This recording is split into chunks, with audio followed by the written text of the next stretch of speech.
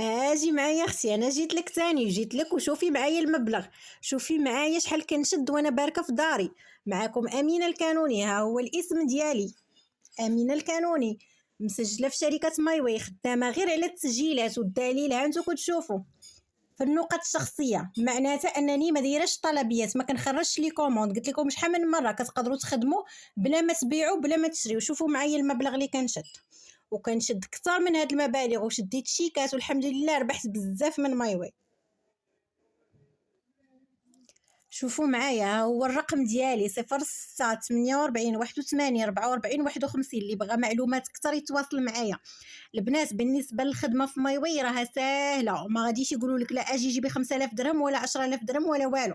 يعني كتقدري تبداي بمبلغ بسيط، كتقدري تاخذي غير احتياجات شخصيه ديالك، تسجيل فابور، كتقدري تاخذي غير كوموند صغيره ولو غير راسك من الاحتياجات اللي انت كتشريهم. غتشريهم من هنا وتفعلي الكود ديالك كتبداي الخدمه. كان عندك مال البيع والشراء مرحبا خدمي عليه، ما كانش عندك على مع البيع والشراء كتقدري تخدمي بحال الشكل ديالي كيف ما انا خدامه زيرو نقطه. كتقدري ديري لا كوموند الاولى ديالك فقط وتبداي خدامه غير على الاعلانات، وكتوصلي مبالغ فحال هادو او ما اكثر. علاش لا؟ بالنسبه للخدمه البنات راه تقدروا تخدمي، ولكن الاساسي في هذه الخدمه هو انك تلقاي اللي يشد بيدك ويعاونك ويوريك الاسرار ديال الخدمه من الدار.